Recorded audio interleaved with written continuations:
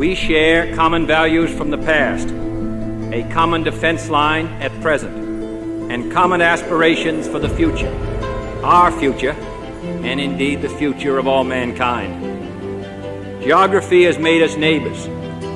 History has made us friends. Economics has made us partners. And necessity has made us allies. Those whom nature has so joined together, let no man put asunder.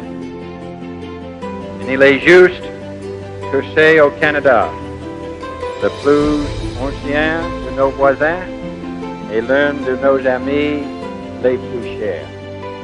What unites us is far greater than what divides us. The issues and irritants that inevitably affect all neighbors are small indeed in comparison with the issues that we face together. But our alliance is born not of fear, but of hope. It is an alliance that advances what we are for.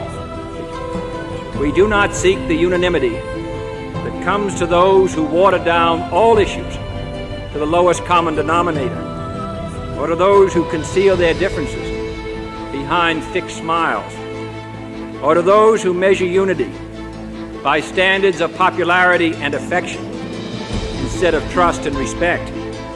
We are allies. This is a partnership, not an empire. We are bound to have differences and disappointments, and we are equally bound to bring them out into the open, to settle them where they can be settled, and to respect each other's views when they cannot be settled. Thus ours is the unity of equal and independent nations, co-tenants of the same continent, heirs of the same legacy, and fully sovereign associates in the same historic endeavor to preserve freedom for ourselves and all who wish it. And let us look at the world in which we live and hope to go on living, and at the way of life for which Canadians and Americans alike have always been willing to give up their lives in nearly every generation, if necessary, to defend and preserve freedom.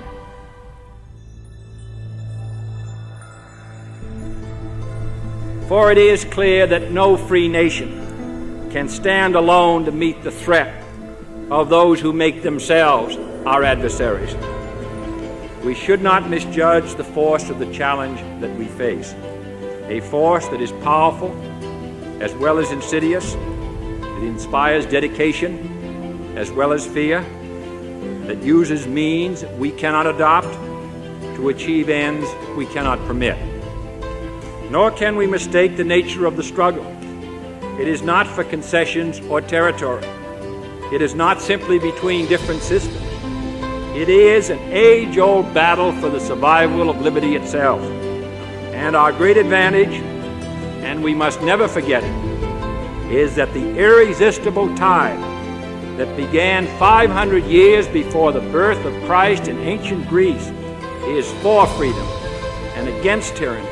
And that is the wave of the future. And the iron hand of totalitarianism can ultimately neither seize it nor turn it back. In the words of Macaulay, a single breaker may recede, but the tide is coming in. So let us fix our attention, not on those matters that vex us as neighbors, but on the issues that face us as leaders. And in the minds of men, the free world's cause is strengthened because it is just. But it is strengthened even more by the dedicated efforts of free men and free nations. As the great parliamentarian Edmund Burke said, the only thing necessary for the triumph of evil is for good men to do nothing. And that, in essence, is why I am here today. This trip is more than a consultation, more than a goodwill visit. It is an act of faith. Faith in your country, in your leaders. Faith in the capacity of two great neighbors to meet their common problems. And faith in the cause of freedom in which we are so intimately associated.